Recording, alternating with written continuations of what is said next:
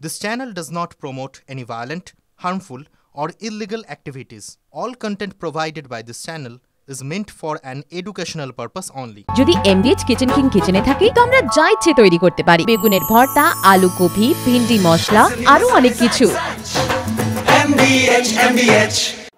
নমস্কার, টিভি9 বাংলায় আপনাদের আরো একবার স্বাগত জানাই। আমরা জানি যে আপনাদের দুপুরের খবরের দেখার অভ্যাস বদলে গিয়েছে, কারণ দুপুরের super prime time non stop news coverage. আজ স্টুডিও থেকে লিমার সঙ্গে আমি শুভজিৎ রয়েছি আপনাদের সঙ্গে, আর নিউজ রুম এবং নিউজ ডেস্ক থেকে আমার দুই সহকর্মী তন্নিষ্ঠা এবং শর্মিষ্ঠা রয়েছেন আমাদের সঙ্গে আজ দুপুরে সুপার প্রাইম টাইমে। অষ্টম দিনে আরো ভয়াবহ যুদ্ধ এবার তেল আভিভে। ইসরায়েলের সেনা ঘাঁটিতে হামলা আছড়ে পড়ল ইরানের বিধ্বংসী ক্ষেপণাস্ত্র। ধ্বংস হয়েছে আইডিএফ এর এয়ার ডিফেন্স সিস্টেম। এই মুহূর্তে দাঁড়িয়ে দুটো দেশের কাছে সবথেকে শক্তির জায়গা হতে চলেছে এয়ার ডিফেন্স সিস্টেম, সেখানে ধ্বংস করা হলো আইডিএফ এর এয়ার ডিফেন্স সিস্টেম। আর ঠিক যে কথা বলা হচ্ছিল যে এয়ার ডিফেন্স সিস্টেম ইতিমধ্যেই ধ্বংস করে দেওয়া হয়েছে, এদিকে কেউই থেমে নেই। ইসরায়েল, ইরান কেউই পিছু হচ্ছে না। কিন্তু ইরানের কথাটা ভেবে দেখুন, ইরান কিন্তু গতকাল থেকে আমরা দেখছি ইসরায়েলের যে হাসপাতালগুলো রয়েছে সেগুলোকেও টার্গেট করছে।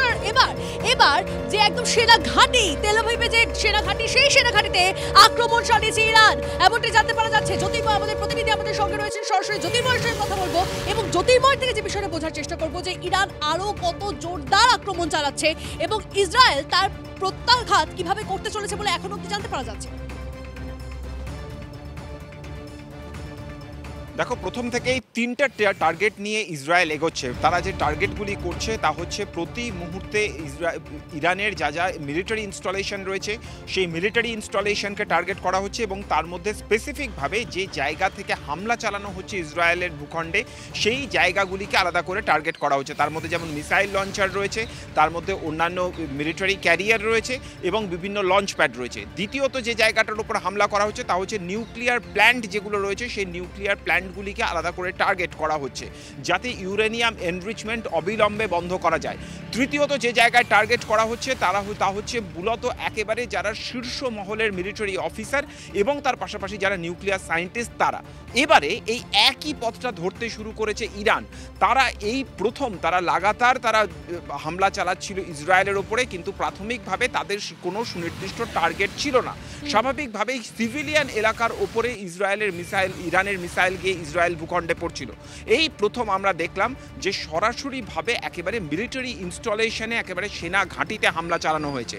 আর খুব স্বাভাবিকভাবেই যে প্রশ্নটা উঠছে যে এয়ার ডিফেন্স সিস্টেমের কথা বলা হয়, যে আয়রন ডোমের কথা বলা হয় এবং যা পৃথিবী বিখ্যাত বলে বারবার ধরে ইসরায়েল দাবি করে, সেই আয়রন ডোম বা সেই কোথাও সেই এয়ার ডিফেন্স সিস্টেম মুখ থুবড়ে পড়ছে। এবং এই ক্ষেত্রে বিশেষজ্ঞরা যে কথা বলছে যে যখনই এয়ার ডিফেন্স সিস্টেমের আটকানোর বা প্রতিরোধের একটি সুনির্দিষ্ট ক্ষমতা রয়েছে, একটি পরিসীমা রয়েছে, যখন সেই পরিসীমা ক্রস করে গিয়ে অত্যাধিক মাত্রায় একই টাইমে অর্থাৎ রিয়েল টাইমে একাধিক মিসাইল যখন হামলা চলছে, প্রায় 200-র অধিক মিসাইল হামলা যখন চলছে, তখন কিন্তু কখনোই 100% প্রতিরোধ করা সম্ভব নয়। এবং তারই বোঝা যাচ্ছে জ্যোতির্ময়, অবশ্যই আমাদের গোটা পরিস্থিতির দিকে নজর থাকবে, সঙ্গে থাকবে। পাল্টা ইরানের স্ট্র্যাটেজিক সেন্টারে হামলা চালালো ইসরায়েল। পাল্টা হামলা চলছে তেহরানে, ভয়াবহ বিস্ফোরণ, আগুন, ছবি সামনে রাখবো আপনাদেরকে। আইডিএফ এর মিসাইল হামলায় ধ্বংস হয়েছে ইরানের স্ট্র্যাটেজিক সেন্টার, তছনছ হয়ে গেছে ইরানের সেনা ঘাঁটি।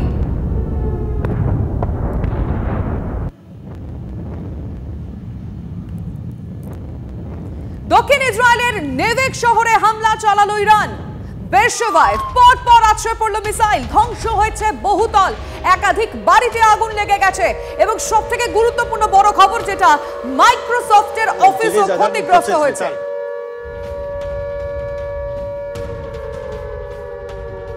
आज सुबह जब ईरानी मिसाइल आए तो उस वक्त बीर सेवा के कई इलाकों में काफ़ी तबाही आई और कुछ तस्वीरें हम दिखा ही रहे हैं। लेकिन असल में टारगेट बीर सेवा इलाके का नहीं, बल्कि असल में टारगेट वहीं पास में डिमोना न्यूक्लियर प्लांट था, जिसको टारगेट करके ईरान ने मिसाइल दागे थे।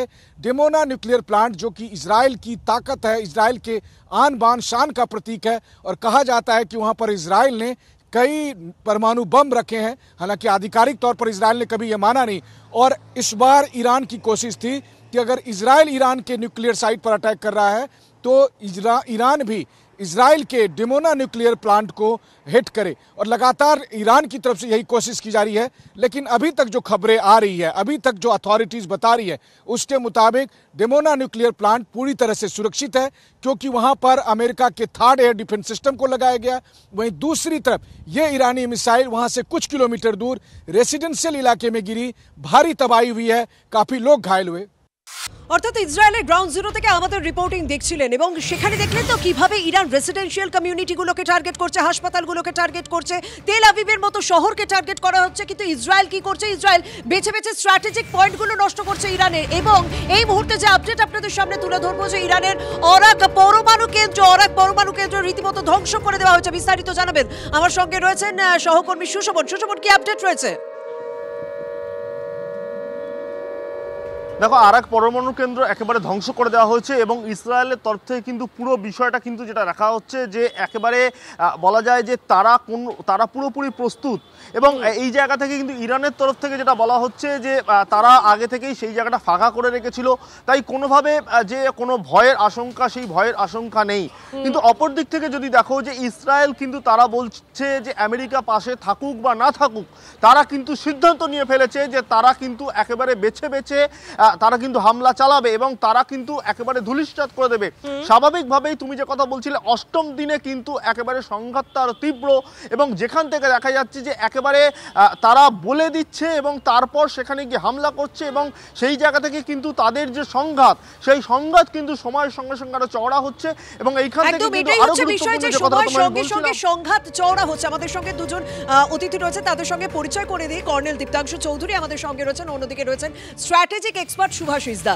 আমি সবার প্রথমে কর্নেল চৌধুরী আপনার কাছে জানতে চাইবো, হ্যাঁ আমরা ইসরায়েলের একটা স্ট্র্যাটেজি দেখছি, বেছে বেছে পরমাণু কেন্দ্র, বিজ্ঞানীদের টার্গেট করা, তাদের বাড়ি ধ্বংস করে দেওয়া, কিন্তু ইসরায়েলের উপরও তো হামলা চলছে, তাদের সাধারণ মানুষের উপর হামলা চলছে, হাসপাতালের উপর হামলা চলছে, এগুলো তো এড়িয়ে দেওয়া যায় না। আপনার মতে কি মনে হচ্ছে এই মুহূর্তে দাঁড়িয়ে ধারে ভারে কে এগিয়ে, কাকে এগিয়ে রাখবেন আপনি?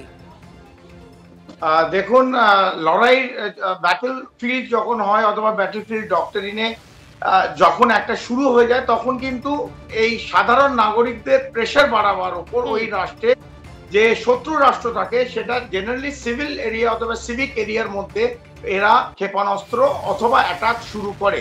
সেটাই আমরা দেখতে পাচ্ছি ইরানের তরফ থেকে। ইরানকে মরণ কামড় দিতে হবে, কারণ ইসরায়েল টেকনিক্যালি অনেক বেশি অ্যাডভান্স, বাট মিলিটারি আমরা বলতে পারি ইরানের সঙ্গে ইসরায়েলের 19-20 পার্থক্য। তার কিন্তু ইসরায়েলের পাশে যারা আছে সে হচ্ছে মার্কিন যুক্তরাষ্ট্র, এটা আমাদের মনে রাখতে হবে। এবং ইতিমধ্যে আজকে 7 দিন হয়ে গেল এবং ইরান তার 30 থেকে 40% যে ক্ষেপণাস্ত্র আছে, মিসাইল আর্সেনাল আছে, সেটা কিন্তু অলরেডি শেষ হয়ে গেছে। এটা দীর্ঘদিন চলতে পারবে না, আরো 20 দিন 25 দিন এটা চলতে পারে। এই ইতিমধ্যে আমরা দেখেছি যে ইরান কোথায় অ্যাটাক করলো, মাইক্রোসফট বিশেয়ার এই জায়গাটা কেন করলো, এখানে এটা টেকনোলজিক্যাল পার্ক ইসরায়েলে, যেখানে অনেক ইন্টেলিজেন্স এজেন্সি, ইন্টারসেপশন এজেন্সি, যে পেগাসাস আমরা যেগুলো কথা বলি, সব এইখানে বিভিন্ন জায়গায় এই জায়গাটা অফিস আছে এবং প্রত্যেকের মতো কৌশল নিচ্ছে। ইরানের মতো কৌশল নিচ্ছে, ইসরায়েলের মতো কৌশল নিচ্ছে। কিন্তু আপনি খুব ভালো একটা পয়েন্ট তুললেন যে কে কার পাশে রয়েছে, কারণ যখন ধরে নেওয়া হচ্ছে রাশিয়া ও চীন রয়েছে ইরানের পাশে আর মার্কিন যুক্তরাষ্ট্র রয়েছে ইসরায়েলের পাশে। আমরা সেই নিয়ে পরে আলোচনা করব।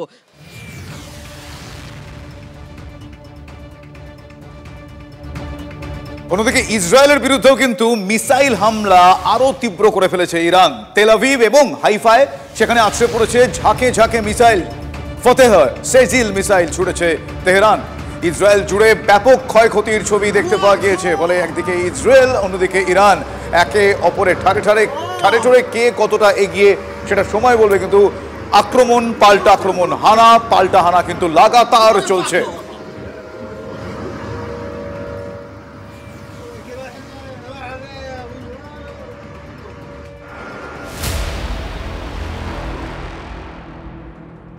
এই মুহূর্তে আরো একটা আপডেট দিই আপনাদেরকে। ইরান ইসরায়েলে যখন এরকম যুদ্ধ পরিস্থিতি, তার মধ্যে ইরান আজ 3 দেশের সঙ্গে বৈঠকে বসতে চলেছে এমনটাই জানতে পারা যাচ্ছে।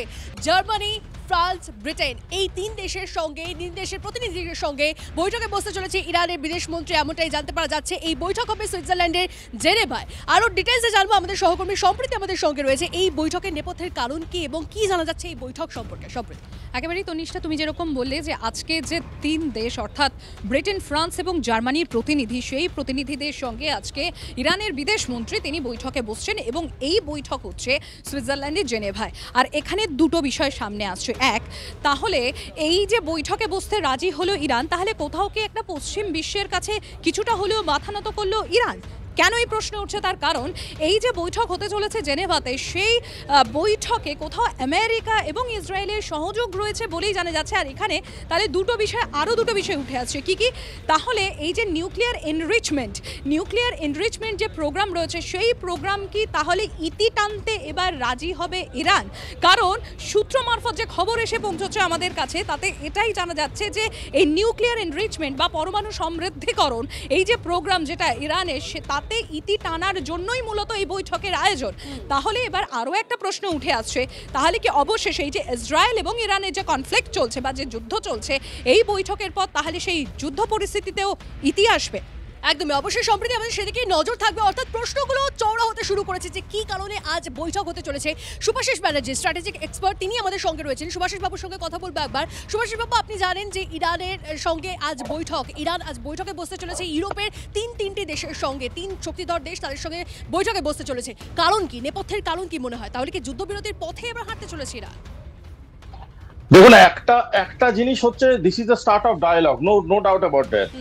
তারপরেও একটা কনসেপ্ট আছে মাল্টিল্যাটারালিজম, যার একটা অন্য ভাগ হচ্ছে ডুয়াল মাল্টিল্যাটারালিজম, যেখানে একটা দেশের মাল্টিপল কাপলিং অ্যান্ড ডিকাপলিং এর ফর্মুলা হতে পারে। সেখানে এরা এটাও বুঝতে চাইবে এই মিটিং এর থেকে যে ইরান কি সত্যি একা, নাকি ইরানের সাথে দেয়ার আর সাইড লাইনার্স। কারণ এর বৃহত্তম একটা দিক আছে, যদি ধরুন ইরান উইথড্রলের দিকে গেল না, সেক্ষেত্রে বৃহত্তম স্টেপ কি হতে পারে? কারণ আমরা ধরেই নিতে পারি আমেরিকা যখন ডাইরেক্টলি নেগোসিয়েশনে আসতে চাইছে না due to many of his characteristics, তার জন্য তারা নেগোসিয়েটার পাঠাচ্ছে, যে নেগোসিয়েটারগুলো ইউরোপিয়ান ইউনিয়ন এবং G7 এর রিপ্রেজেন্টেটিভ।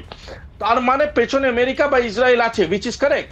কিন্তু যদি আজকের ডেটে দাঁড়িয়ে ইরান এটা মেনে নিয়ে আগামী দিনে শান্তি প্রস্তাবের দিকে এগোলো, তাহলে well and good. But Iran যদি না মানে, তাহলে এই মিটিং থেকে এটাও এরা বোঝার চেষ্টা করা উচিত যে তাহলে ইরানের অ্যাকচুয়াল ব্যাকআপ কারা আছে, যে ইরান ওয়ান্টস টু কন্টিনিউ। আর যদি কন্টিনিউ করে, তাহলে তার কাউন্টার অ্যাকশনস কি হতে পারে? ঠিক তাই, অবশ্যই আমাদের গোটা পরিস্থিতি থেকে নজর থাকবে। অনেক ধন্যবাদ শুভাশিস বাবু।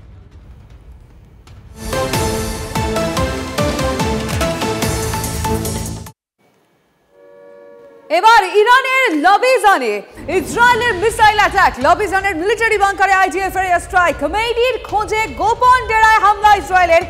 এই মিলিটারি বাংকারেই খামেনি লুকিয়েছিলেন বলে খবর। ব্যাক টু ব্যাক আরো একটা বড় খবরের আপডেট দেবো এই মুহূর্তে দাঁড়িয়ে। আরো একটা বড় খবর, ইরানের মিসাইল হানায় তেল আভিভের ধ্বংসলীলা। ব্যাপক ক্ষতিগ্রস্ত হয়েছে ইসরায়েলের স্টক এক্সচেঞ্জ বিল্ডিং। ঝাঁকে ঝাঁকে মিসাইল আছড়ে পড়ছে ইসরায়েলে। ভিডিও প্রকাশ করে দাবি করেছে IRGC। ছবিটা দেখুন।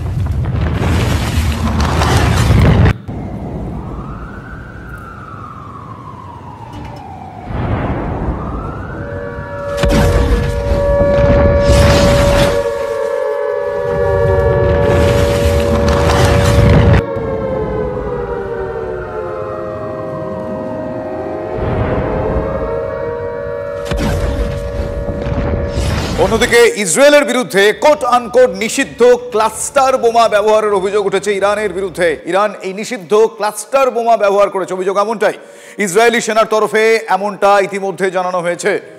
IDF এর ফ্রন্ট কমান্ড নিশ্চিত দাবি করেছে যে 19 জুন ইরান তেল আভিভে যে হামলা চালিয়েছে, তার মধ্যে অন্তত একটা ছিল এই ক্লাস্টার বোমা। এই ক্লাস্টার বোমা ওভারহেড যুক্ত, যেটা কোট আনকোট নিষিদ্ধ। এই নিষিদ্ধ ক্লাস্টার বোমা নাকি এতটাই ভয়ঙ্কর যে বিশ্বের 120টি দেশ এর ব্যবহার নিষিদ্ধ করে দিয়েছে। কেন এতটা ভয়ঙ্কর বলা হয় বোমাকে, সেটা জানা যায়। ক্লাস্টার বোমা ফেটে গিয়ে আরো অনেক ছোট ছোট বোমা বেরিয়ে বিরাট এলাকায় বিস্ফোরণ ঘটে। তার মানে এটা একটা বিরাট বোমার ভেতরে অনেকগুলো বোমা, একটা বোমা ফেটে অনেকগুলো বোমা ভেতর থেকে বেরোয়। বোমারু বিমান বা জমি থেকেও এই বোমা ছোড়া যায়। এই মুহূর্তে স্ট্র্যাটেজিক এক্সপার্ট শুভাশিস ব্যানার্জি আমাদের সঙ্গে রয়েছেন। শুভাশিস বাবু, আমি জানতে চাইবো এই যে ক্লাস্টার বোমা যেটা এতগুলো দেশ নিষিদ্ধ করেছে সেটা ব্যবহার কি করে এরা করছে অভিযোগ এখনো পর্যন্ত, আর এই ক্লাস্টার বোমা কিভাবে কাজ করে একটু যদি ডিটেইলিংটা দেন আমাদের। দেখুন, খুব সহজভাবে বলতে গেলে আমরা কালী পুজোর সময় একটা বাজি কিনতাম, চড়বড়ি বা চটপটি এরকম কিছু একটা নাম ছিল, মানে অনেকগুলো ব্লাস্ট হতো একটা। হ্যাঁ হ্যাঁ হ্যাঁ, ছোটবেলায় আমরা অনেকেই এটা মানে উপভোগ করেছি, কিন্তু এটা এখন উপভোগের জায়গা নেই এই ক্লাস্টার বোমা। ক্লাস্টার বোমা actually multiple blast with a single trigger হয়, এবং এটা যদি হয় যে তাতে যেটা সব থেকে ভয়ঙ্কর এটা হচ্ছে একটা স্কেলার বোমা, মানে এটার কোনো ডিরেকশনাল ব্লাস্ট নয়, এটা একটা বড় জায়গা ব্যাপী ক্ষতি করবে, এবং এই ক্ষতিটা অনেক ডিপ ক্ষতি, ইন্টেন্স ক্ষতি করে। ইন্টেন্সিটি অফ দি অ্যাটাক বাড়ানোর জন্যই এইগুলো বিভিন্ন দেশ প্রয়োগ করতে মানে চায়। সেক্ষেত্রে ইরানের, আমি আগেও যেটা বলছিলাম আপনাদের এই ইন্টারভিউতে, যে ইরান কিন্তু আস্তে আস্তে সিলেবাস বহির্ভূত কাজকর্ম করা শুরু করবে, কারণ ইরানের ডেসপারেশনটা অনেক বেশি। ইরান বুঝতে পারছে এই জিনিস যদি বেশি দিন কন্টিনিউ করে তাদের সেনসিটিভ অ্যাটাক করার যে টেন্ডেন্সিটা সেটা তাদের বাড়বে। শুভাশিস বাবু, তবে এই মুহূর্তে তেল আভিভ থেকে সরাসরি আমাদের রিপোর্টার মনীষ ঝা বলছেন, শুনবো। जरा सा नीचे में भी दिखाइए, जो तबाही मची थी वो सब TV9 के कैमरे पर इस वक्त आप देख सकते हैं। उन तबाही के बाद यहाँ पर जब मिसाइल गिरी, आज सुबह का वक्त था जब सुबह में ईरान की तरफ से मिसाइल दागे गए, उन बैलिस्टिक मिसाइल का इम्पैक्ट कितना भयानक पड़ा है कि यहाँ इस प्रेमाइसेस में जहाँ तक नजरें जा रही है हर बिल्डिंग उससे बुरी तरह से प्रभावित हुई है। किसी के कांच टूटे, किसी की बिल्डिंग पूरी तरह से ध्वस्त हो गई। यहाँ पर जो गाड़ियाँ हैं, अब जैसे इस गाड़ी को देखिए आप, इस गाड़ी को देखकर आपको इसकी हालत का अंदाज़ा होगा, क्योंकि जब मिसाइल का इम्पैक्ट हुआ उसके बाद आप देखिए कि गाड़ी की क्या हालत हो गई है। तो ये सिविलियन इलाके हैं, इसका सबसे बड़ा प्रमाण यही है। लेकिन हो सकता है कि ईरान की जो स्ट्रेटेजी है वो यहाँ पर साफ तौर पर चेंज होती हुई दिखाई दे रही है। यहाँ पर अब ईरान की स्ट्रेटेजी के तहत हमने देखा कि पहले सोरोका हॉस्पिटल में अटैक किया गया, अब यहाँ पर हम देख रहे हैं कि किस तरीके से जो कमर्शियल बिल्डिंग है, बिजनेस बिल्डिंग है, उसको यहाँ पर अटैक किया गया है। इसके पीछे का पर्पस है। रोहित, जरा इस तरफ आगे संभव हो तो बढ़िए, मैं आपको दूसरी और बिल्डिंग दिखाता हूँ। देखिए ये बिल्डिंग को आप देखिए, भारत में आप किसी भी इस तरह की सिटी को लें, चाहे नोएडा हो, गुड़गांव हो, या फिर बेंगलोर हो, हैदराबाद हो, इन सब में जो आप देखते हैं कि जो टेक पार्क है, टेक पार्क का मतलब यह है कि जहां पर जो बहुराष्ट्रीय कंपनियां, खास करके जो टेक्नोलॉजी से जुड़ी कंपनियां हो, चाहे वो माइक्रोसॉफ्ट हो या दूसरी और कंपनियां हो, उन सब के जो ऑफिसेस होते हैं, अलग अलग बिल्डिंग में इस तरह के बहुत से ऑफिसेस हैं, और उन ऑफिस के को यहाँ पर बहुत नुकसान पहुंचा है। यहाँ पर आप দেখলি তো কিভাবে তেল আভিভ থেকে আমাদের সহকর্মী মনীষ সেখানকার ছবি তুলে ধরছিল, কিভাবে সেখানকার সাধারণ মানুষের জায়গায়, টেক পার্কের মতো জায়গায় এই জায়গাগুলোকে টার্গেট করা হচ্ছে। সেই ছবি আপনাদের সামনে প্রত্যেকটা মুহূর্তে তুলে ধরবো ইসরায়েল থেকে। তবে এই মুহূর্তে একটা খবরের দিকে নজর রাখতে হবে, মার্কিন প্রেসিডেন্ট ডোনাল্ড ট্রাম্প তিনি কি করেন, কারণ আজ ফ্রান্স, ব্রিটেন এবং জার্মানি বিদেশ মন্ত্রকের সঙ্গে বৈঠক রয়েছে ইরানের জেনেভায়। সেই বৈঠকের দিকে কিন্তু ট্রাম্প নজর রেখেছেন এবং এফবিআই কে নজর দেওয়া হয়েছে, এফবিআই কে নির্দেশ দেওয়া হয়েছে সেই বৈঠকের দিকে নজর রাখতে, কারণ কি করবে ইরান পরবর্তীকালে সেই বিষয়টা। আমি আমার সহকর্মী তন্ময়ের সঙ্গে কথা বলবো। তন্ময়, একটা বিষয় দেখছিলাম, কয়েকদিন আগে পর্যন্ত খুব আগ্রেশন দেখা যাচ্ছিল ডোনাল্ড ট্রাম্পের মধ্যে, হঠাৎ কাল থেকে তাকে একটু নরম দেখা যাচ্ছে কেন? মানে এটা কি নিজের ঘরে কোথাও একটা অস্বস্তিতে পড়তে হচ্ছে বলে একটু ভাবনা চিন্তা করা হচ্ছে, একটু সময় নেওয়া হচ্ছে? দেখো, নিজের ঘরে অস্বস্তি নয়, ট্রাম্প নিজের ঘরে নিজের দেশে চূড়ান্ত বিরোধিতার মুখে পড়েছেন, এমনকি নিজের দলের মধ্যেই বিরোধিতার মুখে পড়েছেন। সবচেয়ে গুরুত্বপূর্ণ, ট্রাম্প সকালে কি বলেন, দুপুরে কি বলেন, রাতে কি বলেন, প্রত্যেকটা কথাই কিন্তু একদম পুরোপুরি বলা চলে, অন্যটার সঙ্গে মিল থাকে না। এখানে ট্রাম্প যেটা বলছেন, এখন যেটা বলছেন, একেবারে খামেনেইকে তিনি হত্যার কথাও বলেছিলেন যে এখনই আমরা তাকে মারছি না, তিনি কোথায় আছেন আমরা জানি। এখন যেটা ট্রাম্প চাইছেন সেটা হচ্ছে ইরানে একটা স্থিতাবস্থা থাকুক, তিনি চাইছেন না লিবিয়ার মতো বা ইরাকের মতো লিডারলেস হয়ে যাক একটা দেশ এবং সেই দেশেতে অরাজকতা তৈরি হোক। চাইছেন নিয়ন্ত্রণ, অর্থাৎ সেই দেশ সারেন্ডার করুক, তাদের পরমাণু প্রকল্প বন্ধ রাখুক, যুদ্ধ বন্ধ রাখুক, এবং আমেরিকা যা বলবে বা অন্যরা যা বলবে সেটা মেনে চলুক। ট্রাম্প এখন এই অবস্থানে চলে এসেছেন, যে কারণে হঠাৎ করে তার এই অবস্থান বদল, যে তারা অন্তত মাথা নোয়াক এবং আনুগত্য স্বীকার করুক, সেই জায়গায় ট্রাম্প দাঁড়িয়ে আছেন, কারণ ট্রাম্পের ঘরে বাইরে বিরোধিতার সম্মুখীন। একদম, মানে মার্কিন প্রেসিডেন্ট ডোনাল্ড ট্রাম্পের এখন প্রধান লক্ষ্য ইরান যাতে পরমাণু অস্ত্র তৈরি করতে না পারে, এবং তার পাশাপাশি খামেনেইকে সরালে কোথাও একটা অরাজকতা তৈরি হতে পারে, তাই একটু করে আস্তে ধীরে সুস্থে চলছে ট্রাম্প।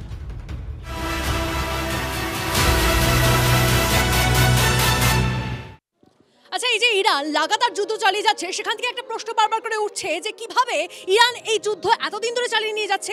আচ্ছা, বন্ধু ইরানকে কি অস্ত্র পাঠাচ্ছে চীন? কারণ এই বেজিং এর তরফ থেকে বোয়িং 747 বিমান, সেই বিমান দেখা গেছে ইরানের দিকে উড়ে যেতে, এবং নজরদারি চালানো সংস্থা ফ্লাইট রাডার 24 কে উদ্ধৃত করে এমনটাই জানিয়েছে ফক্স নিউজ। তাহলে বন্ধু ইরানকে কি অস্ত্র পাঠিয়ে এভাবে গোপনে সাহায্য করছে চীন? প্রশ্ন থাকছে। জ্যোতির্ময় আমাদের প্রতিনিধি আমাদের সঙ্গে রয়েছেন, জ্যোতির্ময় জানাবেন। জ্যোতির্ময়, দেখো, যে বিষয়টার দিকে এই মুহূর্তে আমাদের নজর থাকছে তা হচ্ছে প্রতি মুহূর্তে চীনের ওপরে নির্ভর করতে হচ্ছে ইরানকে। তার কারণ কি, যে ফ্লোটিং অয়েল রয়েছে, অর্থাৎ সেই যে অয়েল রিজার্ভার, সেই অয়েল রিজার্ভারকে কিছুটা ফ্লোটিং অয়েলকে এই মুহূর্তে চীনের প্রক্সিমিটিতে নিয়ে আসার চেষ্টা করছে এই মুহূর্তে ইরান। তার কারণ, যদি দেশের রেভিনিউ যদি প্রতি মুহূর্তে জারি রাখতে হয়, অর্থাৎ রেভিনিউ আসুক, এই বিষয়টা কিন্তু প্রতি মুহূর্তে চাইছে খামেনি সরকার, এবং তার একটাই মাত্র রাস্তা রয়েছে, তা হচ্ছে প্রতি মুহূর্তে তেল এক্সপোর্ট করে যাওয়া। আর সেই কারণেই স্ট্রেট অফ হরমুজ বন্ধ করে দেওয়া হবে, বারবার ধরে হুমকি দিয়েও তারা সেই রাস্তায় হাঁটছে না। আর এই ব্যাপারটা যখন ঘটছে, তখন চীনের একটা দায় থেকে যায় যে তাদের একদিক থেকে এই যে জায়গাগুলো অয়েল ফিল্ড, সেই জায়গার নিরাপত্তা যদি সুনিশ্চিত করতে হয়, তাদেরকে অস্ত্র দিয়ে নিরাপত্তা সুনিশ্চিত করতে হবে। স্বাভাবিকভাবেই একটা সম্ভাবনার জায়গা তো থেকে যাচ্ছে যে কোথাও কি গোপনে অস্ত্র সাপ্লাই করছে চীন। তুমি ঠিক যে কথা বললে যে চীনের ভূখণ্ড থেকে বোয়িং তা এসে পৌঁছচ্ছে ইরানের দিকে দেখা যাচ্ছে, কিন্তু সেই ফ্লাইটগুলোতে কি রয়েছে ফ্লাইট রাডারে অবশ্যই তা বোঝা যাচ্ছে না, কিন্তু তার গতিবিধি দেখে বোঝা যাচ্ছে তা যাচ্ছে ইরানের দিকে। আর তাতেই একটা কিন্তু সম্ভাবনা থেকে যাচ্ছে যে প্রতি মুহূর্তে গোপনে অস্ত্র সাহায্য চীন করে চলেছে। কারণ এই ক্ষেত্রে প্রশ্ন দুটোই এখানে ঘুরপাক খাচ্ছে যে তাহলে ওই বিমানে করে, ওই বোয়িং 747 বিমানে করে কি যাচ্ছে বেজিং থেকে ইরানের দিকে? কর্নেল দীপ্তাংশু চৌধুরী আমাদের সঙ্গে রয়েছেন। কর্নেল চৌধুরী, আমি আপনার থেকে এই বিষয়ে জানার চেষ্টা করব যে চীনের কোন স্বার্থ জড়িয়ে রয়েছে? ইরানকে যদি তারা এভাবে সাহায্য করেই থাকে, সম্ভাবনার কথা যেটা সামনে আসছে, তাহলে কোন স্বার্থ জড়িয়ে রয়েছে? এবং ইরান কি এই কারণে, এই যে পেছন থেকে হেল্পগুলো পাচ্ছে বলে, ব্যাকআপটা রয়েছে বলেই এতটা আত্মবিশ্বাসী যুদ্ধ চালিয়ে নিয়ে যাওয়ার জন্য? এখন রাষ্ট্রে যখন বিভিন্ন সুপার পাওয়ারের একটা ডিভিশন হয়ে গেছে, লড়াই চলছে এবং কে কার সঙ্গে, এটাই পৃথিবীতে এখন হয়ে গেছে। ইসরায়েলের পাশে মার্কিন যুক্তরাষ্ট্র আছে এবং ইরানের সাথে আমরা জানি, কারণ ইরানের প্রায় 3% অয়েল চায়না কেনে। তো চায়না এবং বিভিন্ন অস্ত্র শস্ত্র ইরানকে সরবরাহ করে, এবং ইরানের পাশে যেমন চায়না আছে তেমনি ভাবে রাশিয়া আছে। এই যে নিউক্লিয়ার রিঅ্যাক্টর বুশেশের যেটা ইরানে আছে, তার 200 নাগরিক এখনো, রাশিয়ান নাগরিক এখনো ইরানের মধ্যে আছে। তারা বুশেশের যে রিঅ্যাক্টর, যেটা সিভিল এন্ড ইউজ, সেখানে রাশিয়া হেল্প করছে, এবং রাশিয়ার বিভিন্ন টেকনোলজি, মিসাইল টেকনোলজি ইরানকে দেয়। নর্থ কোরিয়া এই খোমশাহের যে মিসাইল, সেটা দেয়। আপনারা যেটা ডিসকাস করছিলেন, এটা ক্লাস্টার বোম নয়, এইটা সেজেল মিসাইল, যেটা স্ট্রাইক করা হচ্ছে গতকাল অথবা আজকে টেকনো পার্কে। এটা MIRV, এটা হচ্ছে multiple independent target re-entry vehicle. তার মানে একটা মিসাইল যাবে এবং 5টা অথবা 6টা ওয়ারেড এটাকে ক্রস করে। এটা কোনো বম না, this is a part of missile. 5টা ওয়ারেড গিয়ে 5টা টার্গেটে মারবে। তো this are high technology and missile, MIRV missile, যেটা চায়না। স্পষ্ট। অনেক ধন্যবাদ আমাদের সঙ্গে এই বিষয়টা নিয়ে আলোচনা করার জন্য। অন্যদিকে রাশিয়া আবার আমেরিকাকে হুঁশিয়ারি দিয়েছে। কি বলে হুঁশিয়ারি দিয়েছে? বলেছে যে ইরানের উপর যদি হামলা হয় তাহলে তার ফল ভালো হবে না। আমেরিকা সরাসরি আক্রমণ চালালে মস্কো হাত গুটিয়ে থাকবে না, এমনটা হুঙ্কার রাশিয়ার তরফ থেকে এসেছে। হুঙ্কার রাশিয়ার মুখপাত্র দিমিত্রি পেসকভের। মার্কিন পদক্ষেপে মধ্যপ্রাচ্যে অস্থিরতা বাড়বে, এমনটা বলেছে মস্কো।